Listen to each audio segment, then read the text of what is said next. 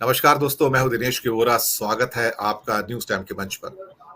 दोस्तों, डिबेट्स की श्रृंखला में आज जो सब्जेक्ट हम लेकर आए हैं वो थोड़ा सा मुख्तलिफ है, थोड़ा सा अलग है। भारतीय जनता पार्टी काफी लंबे समय से, खासतौर से मोदी जी, कांग्रेस मुक्त भारत की कल्पना करते आए हैं, लेकिन उनका सपना पूरा नहीं हो पाया।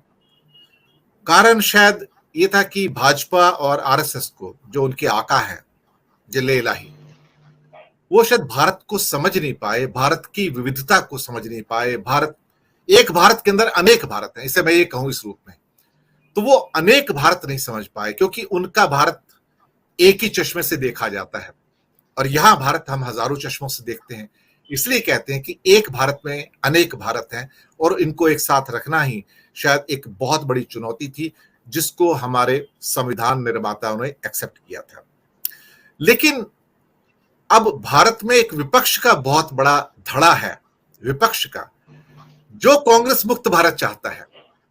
और वो इस प्रकार से कि ममता बंगाल चाहती है कांग्रेस मुक्त, केजरीवाल दिल्ली चाहते हैं कांग्रेस मुक्त, केसीआर तेलंगाना चाहते हैं कांग्रेस मुक्त, जगन रेड्डी आंध्रा चाहते हैं कांग्रेस मुक्त। इसके अलावा और भी कई ऐसे सो कॉल्ड छत्रप हैं, और शायद यही कल्पना अखिलेश यादव की भी है उत्तर प्रदेश में। अब ये जो चीजें हैं कि ये कांग्रेस मुक्त की कल्पना भाजपा नहीं कर रही है, अब वो बात नहीं करती, लेकिन विपक्ष कर रहा है। बड़ा धड़ा है, एक बड़ा हिस्सा है। इन्हें भी लगता है कि अब एक बात समझ में आ गई है कि हमारी सीमाएं हैं, लेकिन एक ट्रेजेक्टरी तय है दर्शक मित्रों, और वो ये है कि भारत फिर से धीरे धीरे दो दलों की प्रणाली की ओर जा रहा है। हो सकता है आज आपको इसका ट्रेलर नजर आए, लेकिन अगले 5 से 10 सालों में बहुत सारी छटनी हो जाएगी। मैं 10 साल की बात कर रहा हूं, और 10 साल बाद आपको बहुत सारे ऐसे छत्रप जो आज आपको बड़े सशक्त रूप में नजर आते हैं, शायद वो आपको उन राज्यों में एक निर्दलीय के रूप में कुछ ऐसे ही नजर आए, जैसे कि जेडीएस का स्वरूप है या मायावती का स्वरूप है, या फिर कुछ छोटी मोटी अपना दल जैसी पार्टियां हैं, उस रूप में रह जाएंगी, इक्का दुक्का इक्का दुक्का। ये ट्रेजेक्टरी है, यानी कि भारत एक बार फिर से दो पार्टी के जो सिस्टम है उस पर वापस आ रहा है, and Congress slowly is regaining its strength in various states. That's why विपक्ष चाहता है कि ये कांग्रेस मुक्त भारत हो, ताकि उनकी जमीन पुख्ता रहे। इस विषय में बात करने के लिए जो विद्वान हमारे साथ हैं, गुजरात से गिरीश जोशी साहब, एडिटर मैरिन लाइन्स, स्वागत है आपका। डॉक्टर प्रकाश हिंदुस्तानी जी, वरिष्ठ पत्रकार, मध्य प्रदेश से हैं, सर आपका बहुत बहुत स्वागत है। और डॉक्टर अनिल जैन जी, दिल्ली से, सर नमस्कार भी, जय हिंद भी। सबसे पहले प्रकाश भाई आपके पास आता हूं मैं। भाजपा तो कहती आई थी, अब तो विपक्ष ने भी कहना शुरू कर दिया है कि हमें तो कांग्रेस मुक्त राज्य चाहिए, क्योंकि राज्य में तो राज्य की बात करेंगे। शायद डर, खौफ कि भारत फिर से दो दलों की प्रणाली की ओर जा रहा है, मुझे लगता है कि ये परिस्थितियां उन्हें सूट नहीं करती हैं, और ये डर ही उनको है कि जैसे केजरीवाल कहते हैं कि मैं दे भी दूंगा, उनको दिल्ली छोड़ देंगी तो भी मैं राजस्थान से लड़ूंगा और मध्य प्रदेश से लड़ूंगा। तो ऐसा लगता है कि जैसे एक बदहवासी की स्थिति है, एक ऐसी स्थिति कि मैं अपने आप को कैसे बचाऊं, और उसके लिए कहीं भी जाना पड़े मैं जा सकता हूं, कोई भी समझौता करना पड़े कर सकता हूं। मुझे कोई हैरानी नहीं होगी कि पोस्ट 2024 पोल के बाद ममता भी एनडीए में चली जाए। जी हाँ, उनके इरादे भी ऐसे लगते हैं। प्रकाश जी, आप इस स्थिति को, इस सिनेरियो को किस रूप में देख रहे हैं? अनम्यूट कर लीजिए सर, अनम्यूट कर लीजिए प्रकाश जी। पहले ममता बनर्जी की बात और फिर केजरीवाल की बात से शुरू करता हूं। पहले ममता बनर्जी की खुद की अपनी दबी कुचली महत्वाकांक्षाएं हैं। बीच बीच में रह रहकर यह नाम उभरता है कि मोदी का विकल्प कौन हो सकता है। जब बंगाल में ममता बनर्जी की तृणमूल कांग्रेस की सरकार बनी, तब बार बार लोगों ने कहा कि ममता बनर्जी मोदी का विकल्प हो सकती हैं। हालांकि ममता ने कभी भी खुलकर से स्वीकार नहीं किया कि हाँ, मैं मोदी का विकल्प होना चाहती हूँ, लेकिन उन्हें उनके मन में कहीं ना कहीं तो ये बात फूट ही रही होगी, मुख्यमंत्री हैं, केंद्र में मंत्री रही हैं, कांग्रेस की बड़ी नेता रही हैं, युवक कांग्रेस की बड़ी नेता रही हैं, तो उनके मन में यह सपना था कि वो उन्हें राष्ट्रीय स्तर पर मान्यता मिले। हालांकि अभी तो टीएमसी की राष्ट्रीय मान्यता भी चली गई है, लेकिन नेता के रूप में ममता बनर्जी की महत्वाकांक्षाएं बहुत सारी होंगी, ऐसा मुझे लगता है। दूसरी बात यह है कि कांग्रेस सभी पार्टियों के लिए एक सॉफ्ट टारगेट है। ममता बनर्जी ने ही कहा कि अगले चुनाव में, अब जब चुनाव आएगा तो पश्चिम बंगाल में हम जिस तरह से लड़ रहे हैं, ममता ने कहा अगर कांग्रेस पार्टी मार्क्सवादियों से हाथ मिलाती है, अगर कांग्रेस मार्क्सवादियों से हाथ मिलाती तो फिर हमसे सहयोग की अपेक्षा न करे, क्योंकि लोकसभा चुनाव में हो सकता है कांग्रेस और मार्क्सवादी एक साथ आ जाएं। तो ये बात ममता बनर्जी को बिल्कुल भी पसंद नहीं कि कांग्रेस के लोग ममता बनर्जी की पार्टी से मुकाबला करें।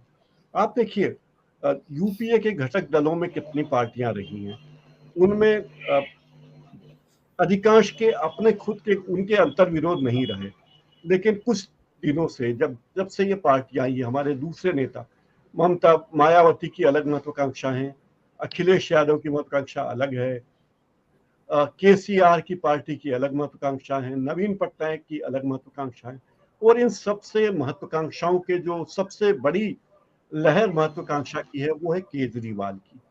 केजरीवाल ने दिल्ली में कांग्रेस की जगह अपनी सरकार बनाई, उसमें आत्मविश्वास आया, उनकी पार्टी में, आम आदमी पार्टी में आत्मविश्वास आया।